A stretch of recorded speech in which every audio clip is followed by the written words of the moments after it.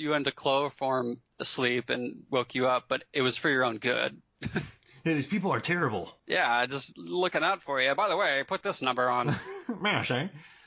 And then she did a scene with him. That's a good line, no? Yeah, I mean, like I said, she's identifying him for the fake that he is, right? She's calling him out for all the lines he's used on other actresses and women, and he's playing along with it. I think he's probably endeared by it to an extent. And we know that she knows that he's unraveling as a fraud, but we don't know what kind of fraud. And it's the scene right after, I think, that when he's revealed to be a fascist Nazi working for Hitler, that's a pretty big deal for the movie. I don't think we should overlook that because, yes, Disney took bigger risks back then, but boy, to the extent that they showed the Nazi propaganda and just the abundance of swastikas in this, it's just kind of like, in 2019 being the atmosphere that it is, it's a bit shocking. But I like that there's plenty of foreshadowing, right, sprinkled throughout the movie. Very early on even, that Neville is not just your typical, mustache twiddling villain. There's something else to him, and I think that's a credit to Dalton's performance. I love him as James Bond, and I think he's wonderful in most everything he does, but I immediately think this is up there with his role in Hot Fuzz, right? He plays these villains that are having so much fun. I'm a slasher. Right. Exactly. And then there also is a line in Hot Fuzz where they go, fascist. Yeah. I wouldn't be surprised if that was like a sort of wink and nod, knowing Edgar Wright. Oh, yeah. Oh, my gosh. I should ask him. What do you think? Send him a tweet. He is active on the tweeter. I'll go, hey, Eddie. Hey, E-dubs. Yeah, Dalton's great. Also did not get enough credit as James Bond. Yeah, I think it was just a dour Bond, and people weren't used to that. But now I think it's aged well. He's a great 80s Bond. They needed somebody who was rough. He's rough around the edges, and he's brash, and he's not Moore, and we did not need more of Moore. Yeah, they needed less. Yeah, less of more, of more, and I think Living Daylights is one of my favorite Bond movies for whatever reason. It's just such a simple story of revenge, but at any rate, that's neither here nor there. Well, all right, so this is gonna take a while. We have Phantom, and then we have Speed Racer, and then we have Cloud Atlas. But if you want to talk about that in 6 months from now, we can do it. Oh, for sure. Yeah, well, let's do it. All right, so we got our next 4 planned. No. Oh, yeah. Golly. Yeah, hey, I just booked you for more. Next week. Oh, man. What have I gone done? Yeah! But have my people call your people. Man, I'll put it on the books. So, I don't know. And then what about the final action scene? Did you enjoy that? The Zeppelin going away, the Tommy guns going off? Mm-hmm. I think with this kind of movie, which I believe firmly that it's paced very well. I think that the action set pieces are very deliberate. And maybe you can look at it and say they could have had more, but I think the only way to end this type of movie was on a Zeppelin like that. Yeah. And, I mean, highly explosive adds to the, I don't know, you can have a fight on top of it. And I watched the making of it. They had some behind-the-scenes pictures. It's easier to film, and it's cheaper since it's so big. You can put it in a studio. Sure. And then, I mean, Dalton dying didn't look too great. Also, another thing we never talked about, Alan Arkin in this movie. No, Alan. Oh, one thing first. Right. Yeah, the bit with him may be a bit cheesy when he just sort of becomes a fireball right in the sky. But I think that is salvaged, and not that I don't enjoy the scene because it is funny on its own. But I do enjoy that he is responsible for creating the Hollywood sign as we know and love. Because, of course, we as viewers see Hollywood land. He takes the land out and it becomes Hollywood. But yeah, Alan Arkin, I think he's very good in this role, but I also think that's by virtue of him being at his most Alan Arkin-y. Like he's very much that character actor.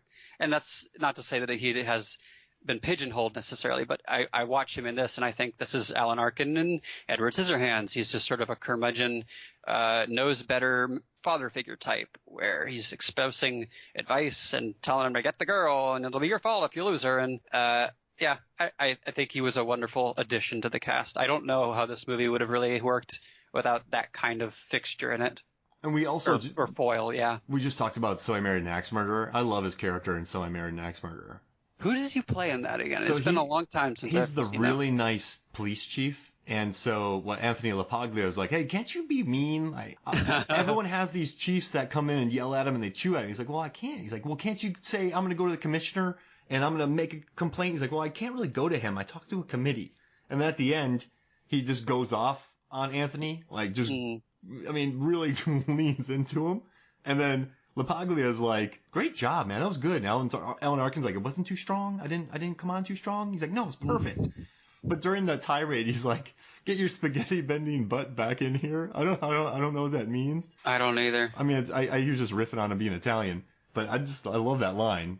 But I guess I like when Goldblum goes full Goldblum. So I guess I love it when Arkin goes full Arkin. Yeah, I mean, it also reminds me of his character in Little Miss Sunshine, and I'm sure I'm forgetting a number of other roles, but it's just, yeah, he's just got that type, and he's very good at it. $1 Million Arm. All right, and then let's see the bulldog scene. Did you like the kind of locals taking him in there? I thought some of the scenes where they were just building up the pilots. You know, the one guy had been shot down by the Red Baron.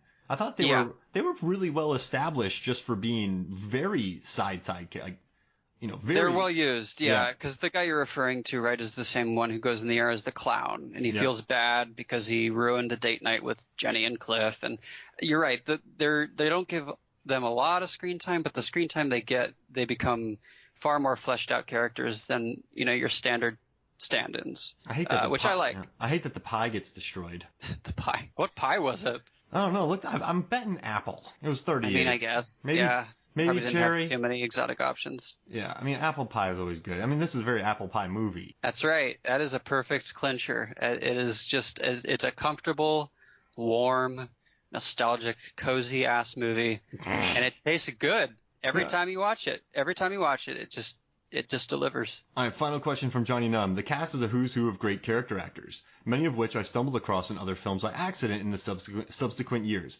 The Coen brothers veteran John Polito, Ed Lauder, James Handy, Paul Sorvino, Margot Martindale, Timothy Dalton, Jennifer Connelly, and the great Alan Arkin.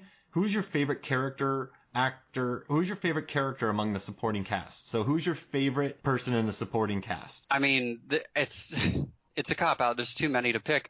I just think if you're talking about people who are inexpensible, to me, and I know this because she was sort of framed after the Betty Page prototype, I just think Jennifer Connelly she just fit the bill perfectly. I think her and Billy Campbell, they fit those types. Oh yeah. So to a T. And you know, you're talking about squares and circle pegs and just fits that just lock. And you don't need them to be super unique. You don't need them to be idiosyncratic, right? They just need to be the type. And for this kind of a serial adventure movie, I just don't know who could have possibly filled those shoes better, which is a weird thing to say because, you know, I don't know what else Billy Campbell's gone on. I know he was in The Killing, and I liked that a lot.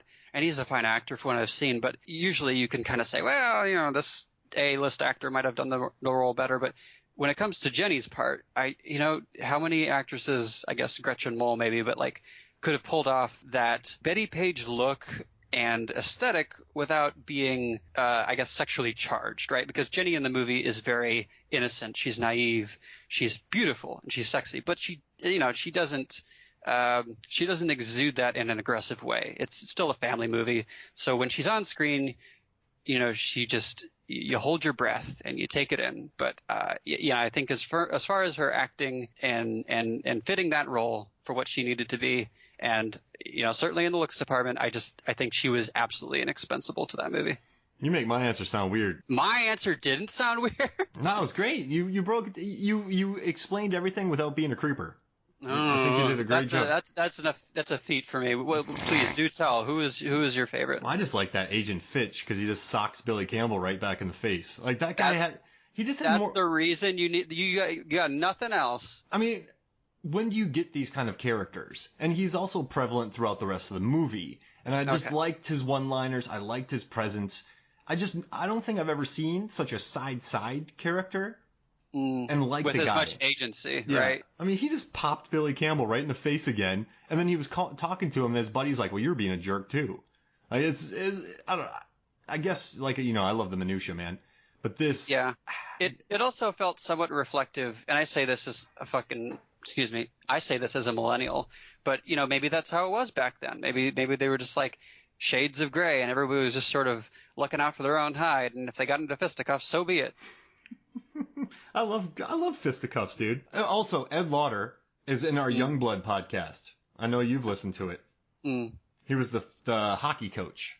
Mm-hmm. Have you seen Youngblood? I haven't. Keanu Reeves, Rob Lowe, Patrick Swayze playing hockey. That's a lot of hunks in one movie. Yeah, it's a PG movie with like a cinematic sex scene in it that gets an R rating. It's very weird. And in true MFF fashion, you can't buy it. Or no, you can't rent it or stream it. You have to buy it. So we did a movie that you have to buy to watch to listen to the podcast. And then Ed Lauder's also in Not Another Teen Movie as a really profane John Voight-esque coach. Oh, that's him. Yeah, just I somehow remember that. Saying every swear word in the book. Now, we have something very special, Adam. Uh-oh. Anything else to say about the movie? Or are you done? I guess I will say I don't like chewing gum, but after this movie, I do kind of believe that maybe it does have the effect of good luck. Chewing gum should only be used for jetpacks. No one should chew it. Right. I don't understand it. I don't understand how you can just smack gum. There's a lot of uses for chewing gum in movies. Mission Impossible uses it as a detonation device. In this movie, it's literally used as a token of good luck. Maybe there's something there. I almost walked out of Domino because she smacks gum the whole time. Yeah. Yeah, it could get really annoying really quick. Now, I am going to drop the 10 cents, we're releasing it on this date. I'm going to drop the 10 really great American characters from movies. In no particular order, or? No, I'm just going to let you know. All right. So, number 1, Luis Michael Pena from Ant-Man and Ant-Man and the Wasp, right? Okay. He's an ex-con. He stole 2 smoothie machines, did his time, right? Comes out, gets everything straight, starts up a business called X-Con. He's a great storyteller, and he's a good one-punch knockout artist who has done his part to help make the world a better place.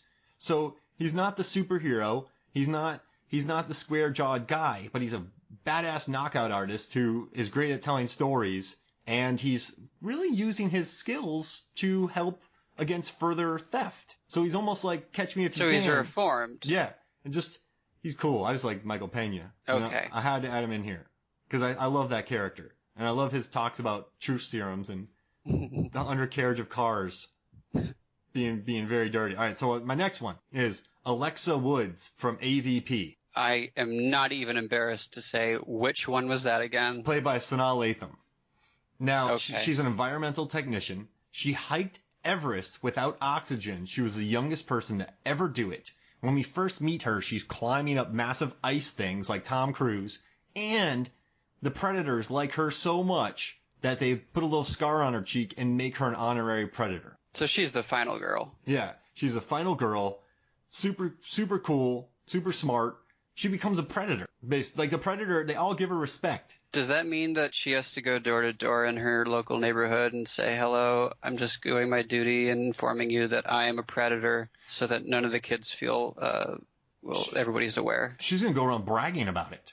Hey, you know those predators that invade our Earth every now and again? I'm one of them. I guess that's probably the way I'd do it, too, if I was bestowed the predator title, not by court. All right, my next one. Thomas Builds the Fire, played by Evan Adams in Smoke Signals. So, Smoke Signals was written by Sherman Alexie. I read a lot of his stuff, love his books. But if you haven't seen Smoke Signals, it's about he and Adam Beach going across country, to find his father who had passed away.